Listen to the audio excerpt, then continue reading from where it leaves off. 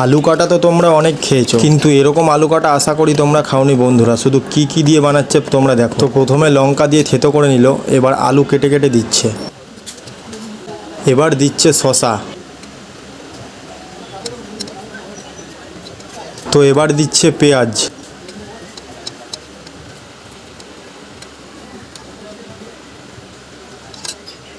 তার সাথে কিন্তু টমেটোও আছে।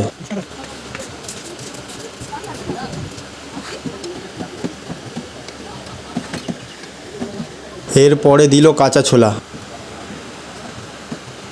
এবার দিল পরিমাণ মতো নুন আর অল্প কটা ধনেপাতা,